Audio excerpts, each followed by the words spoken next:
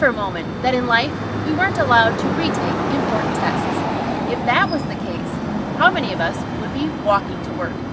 Good evening and welcome to the May 2011 edition of Curriculum Connection. I'm Medford's Curriculum Director, Laura Lundy. For the past 2 years, teachers at the Medford High School have experimented with the idea of allowing students to retake important tests as part of an action research project. High school science teacher Brad Paff explains how the idea of retakes got started.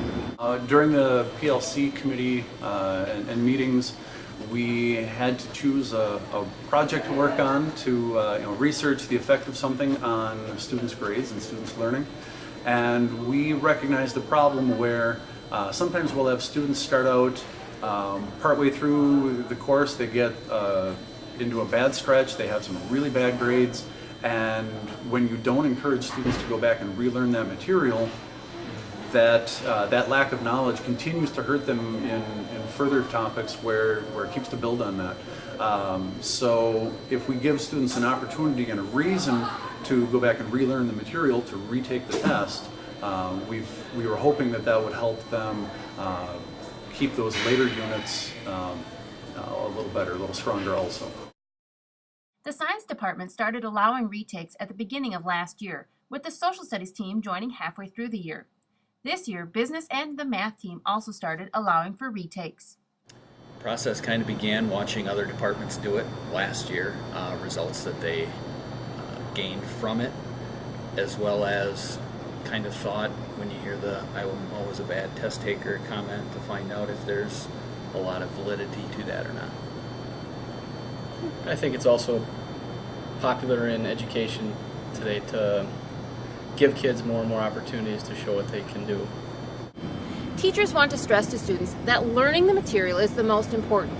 Therefore, if students do poorly on a test, it only makes sense that students take more time to learn the concepts and try again.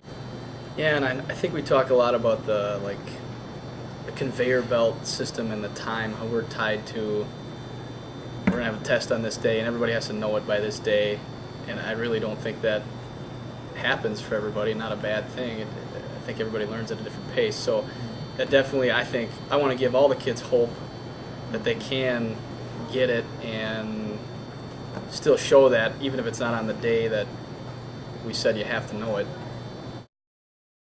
Both students and teachers enjoy the second chance the test retakes provides. I like having the option because I do study a lot before tests. Tests don't come that easy to me, but being able to know what I need to study more on. We're not allowed to take the test home or anything and study off of what we didn't know, but we're allowed to just retain what you didn't feel you knew was very secure on your test. And for psychology, I feel like I can get a better understanding of what I didn't know, and it usually helps a lot. I know a lot of students love it. I think it's a good thing, especially if you have a bad day, then you can kind of make it up and retake the test if you did bad on it. Sometimes you just forget and then you can retake it. I feel like I learn more after I take two, and it helps me because I take the first one and then I can study off that test for the next test, even though they're not the same questions at all. They're generally in some sort of the same concepts and same formulas at least. But even when I take the retakes, I'm like, well, now I've learned it because Mr. Krieger explains everything to us, or I always have him go over my test with me. He'll explain everything I've done wrong, and then I'll be like, oh, well, I knew that, I just didn't do it right, or I just forgot about it, but I actually knew it, so it's usually stupid errors that I make that all add up. I think it was a good idea. It's very easy to allow students to retake tests, and I think the results are good. You get a second chance in a lot of things. Your first shot, just like your driver's license. You go for your driver's license, you fail it the first time. Do they say, nope, you don't get your driver's license for the rest of your life? No, you train yourself again, you try to drive better, and you go back and retake the test. And some people, it takes more steps along the way to get to where they need to be, but essentially we need them to get to a certain point to move on. Although the idea is solid, teachers are finding ways to improve the concept by experimenting with what students are required to do between the first and second tests. Originally, we had them do a review component, and that was whatever the teacher wanted it to be. And we stepped away from that because we felt like it was discouraging kids from retaking the test. We had a policy that they have to do something, and let each teacher kind of tailor that requirement for themselves, what they wanted the kids to do. Whether they want them to sit down and talk with them, or have them do problems, or for me, it was we picked out review problems that they did, and then we just went over that so they could, and we made corrections on the first test. And mine was more, take your old test, go through it, write to me in a little paragraph what you did wrong, what your major concepts were, and then from there pick your own problems in the book to show me what you've done to correct the problem. So they're all pretty close.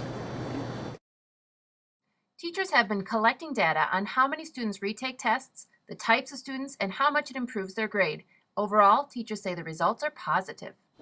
I remember a chemistry student last year that had a 22% on the first take of the test and came back and tripled his score, which is still a D, but that was a huge increase in learning.